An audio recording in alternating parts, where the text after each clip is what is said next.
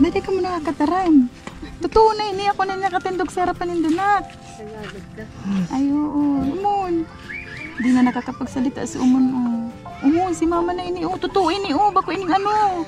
Umon. Uy, si mama.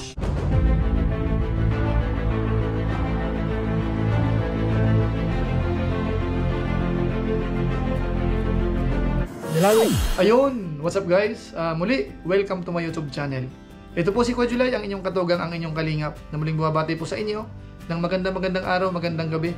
Sa ang sulok man po tayo ng mundo naroroon. At sa araw na ito, meron po tayong panibagong vlog. Gagawan po natin ng reaction video, yung isa po sa vlog ni Kalingap Alvin, na kung saan, ito po yung kwento ng isang OFW po sa Saudi na nagkaroon po ng problema doon. Siya po ay hinihipuan, tapos dumating sa point na malaki yung kanyang problema talaga at gusto niya pong magpakamatay. Pero dahil po sa tulong ng mga charity vlogger, siya po ay nakauwi na at nagkita na po uli sila ng kanyang pamilya. At yung pagkikita na yon ay masyado pong mapagdamdamin o kaya talagang masyadong emotional po. Pati yung mga viewers po, talagang sigurado maiiyak po kayo dito. So pag-usapan po natin yan maya ng konti. Pero bago po yon, konting paalala po si Kuya Julay. Baka sakaling meron pa po ditong hindi nakasubscribe sa ating YouTube channel, huwag natin kalimutan, Julay Paunil, tapos pakipindot po yung notification bell button para lagi po tayong updated sa aking mga video upload.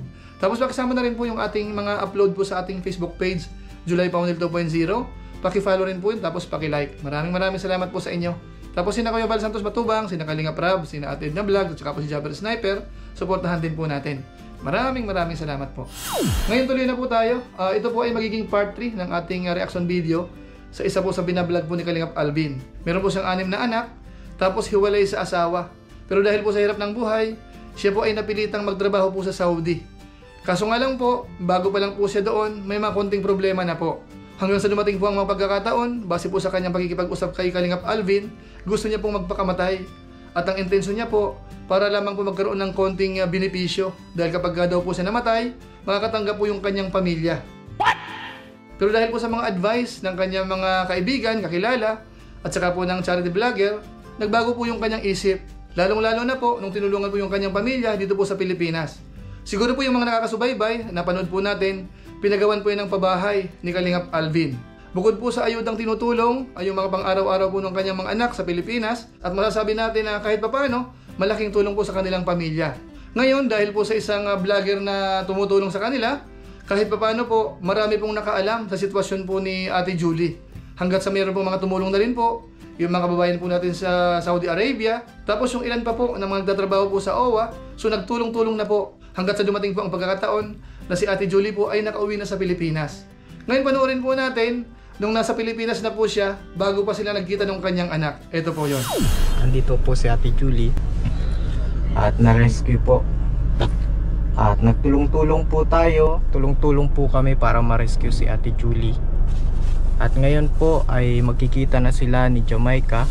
Siguro Ate Julie, kung hindi po natin kayo natulungan ay baka po natuloy po yung plano nyo magpakamatay. Oh, talaga. Buti na lang po ano. Ano na po ngayon ate? Okay. Nanay po, ngayon po ay sobrang excited po na makita ko yung mga anak ko. Kahit ba po sabihin walang-wala po ako na umuwi, okay lang po yun. Basta po importante, makakasama na po kami ng mga anak ko. Kasi kayo po nabigay ng pag-asa sa akin. Patuloy po yung buhay ko. Ngayon po ay unti-unti nang matutupad ang pangarap mo Ate Julie. Kapit lang. Opo. At may bahay na pati kayo. Oo nga po. Excited na pong makita kayo ni Jamaica. Lagi niya pong sinasabi sa amin na namimiss ka na daw po niya ng mga bata. At ngayon mga kalingap, makikita na po sila. Susurpresahin po natin si Jamaica. Excited. Excited ka na din? Na ano din ako, natatouch na ako.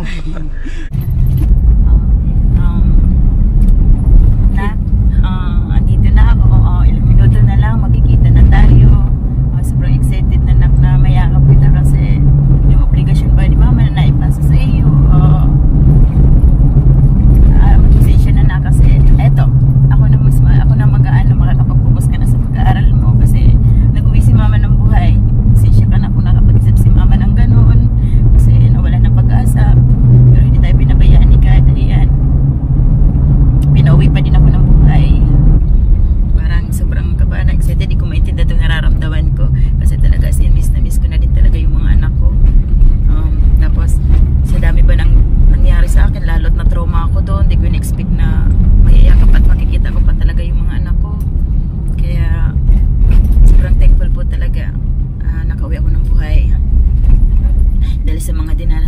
doon sa Saudi, mula i-pull out ako. Di po talaga din basta-basta.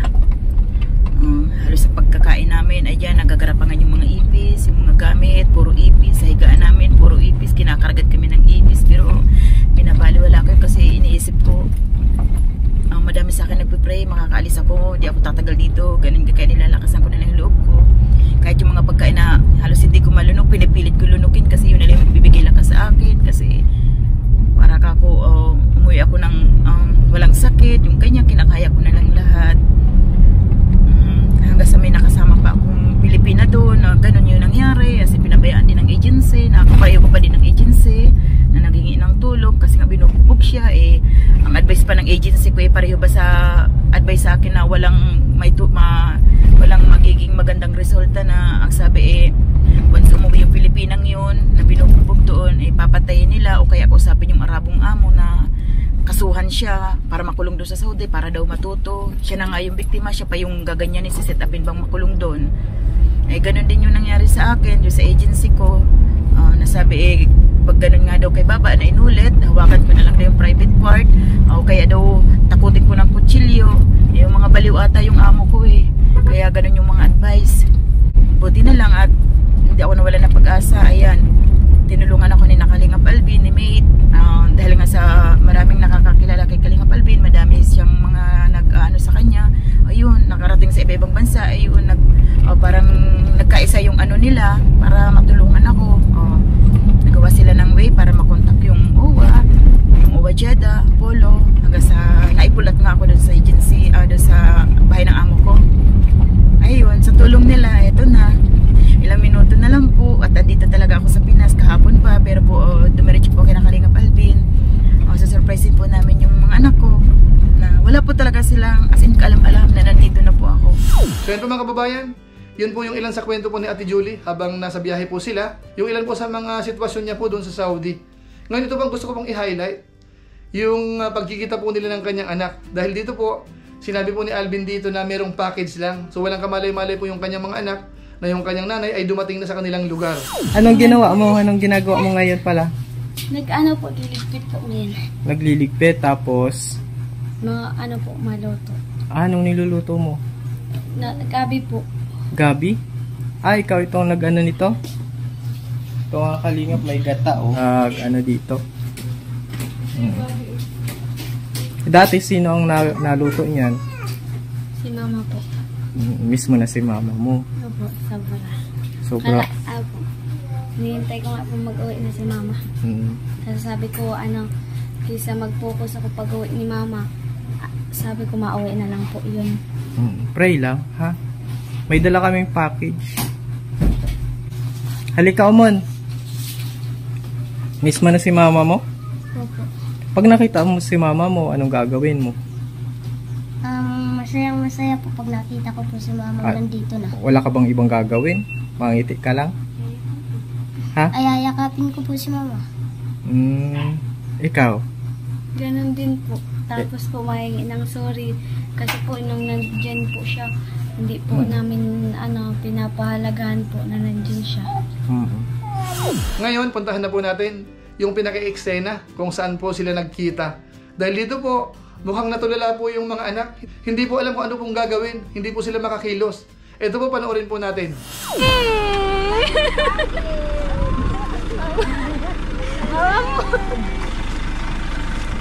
Ano na? Wala si mama. Ayaw na ako. Nakaulit na si mama. Oh, si mama! Di naniniwala, yaw na ako. Ayan na. Ano Umon? Saan yung kukumpleto yung family mo? Ayan na. Naiyak din ako Enjoy. Ito na si mama. Ayan na.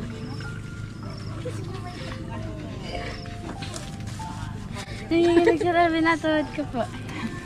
Ayan na yung surprise. Ayan na ko, si mama buhay. Wala si O. Yakapin mo, sabi mo, yayakapin mo si mama mo. Ano? Magkakairibahan natin sa din na mali si mama. Ano na eh. Sabi mo yung wish mo sa birthday Ayun mo. na. Na-advance Magkompleto na. kayo. Advance na.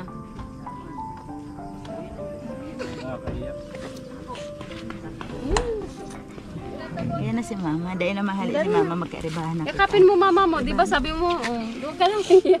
Dahil na mahali si mama Nahihiya. magkaribahan na kita. Hindi ka nahihiratuad ko. Hindi makagalaw si Tutulungan Jamaica. kita. Tutulungan kita. Ayan. Ayan. Ito.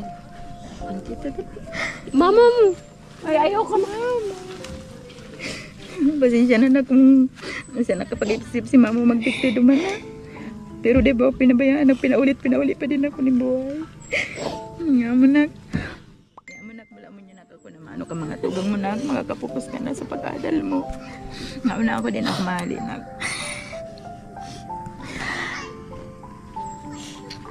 Pasensya na ka muna ka kung naiatang ko sa indo ang responsibilidad bilang ina ka. Pwede nga ina ka kung makapaniwala na totoo talagang nangyari na pag-uli ko may harong na. Kaya maski nagduduang isip ako, sabi ko mauli ako, mayo ako. Pero sabi ko,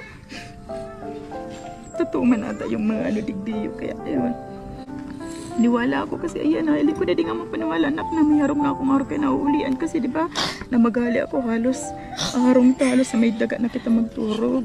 Tururo, nagtutururo. Ganyan, walangan mo.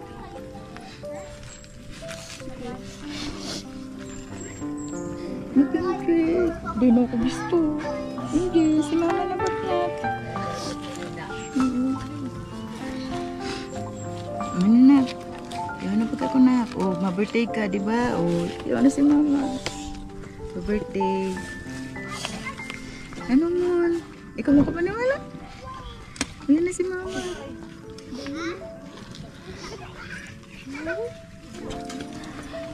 Sabi daw nasa package.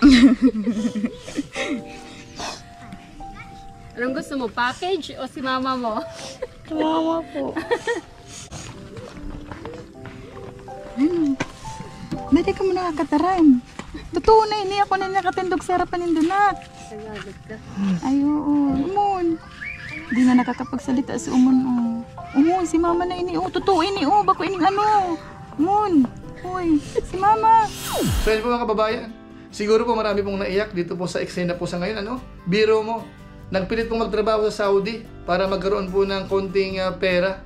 Kaso nga lang po yung kanyang amo, hindi ho maganda. Hindi po siya nabigyan nung request niya na kahit cash advance sana.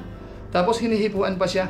Kaya mas maganda po talaga na umuwi na lang po siya. Tama kayo, tama kayo. Tapos ito naman po mga anak niya, nangangarap din po na sana makauwi yung kanyang magulang. Pero walang kamalay-malay na nandoon na pala.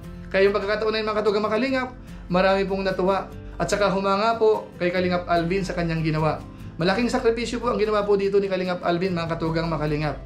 Kaya masasabi po natin, maraming salamat. Iba talaga ang nagagawa ng mga charity vloggers sa Pilipinas.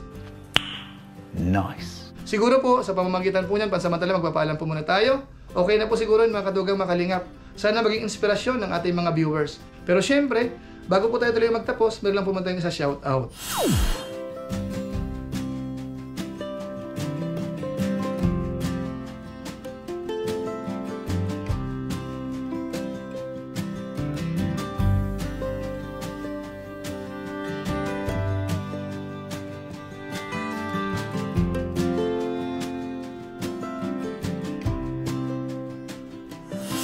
Tapos maraming salamat din po sa aking mga kasamahan sa Co-os, Kalingap OFW Organic Sponsors, sa inyo pong patuloy na pagsuporta po kay Kuya Bal Santos Matubang, kay Kalingap Rab sa kanilang mga pabahay program.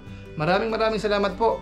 At siyempre sa ating mga viewers, yung masugid na taga-subaybay po ni Kuya July, maraming salamat po sa inyo pong hindi pag-i-skip ng ads, pagla-like, at saka pag-share po ng ating mga videos. Kasama rin po yung ating Facebook page, yung July Foundel 2.0. Maraming salamat po sa inyo. At kung inyo po nagustuhan ito, pwede po nating i-share. So maraming salamat po.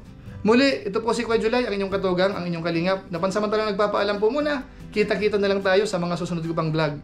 Maraming salamat sa inyong walang sawang pagsuporta po sa ating YouTube channel. Pagpalain ng akin ng Diyos, mabuhay tayong lahat. God bless. Bye-bye!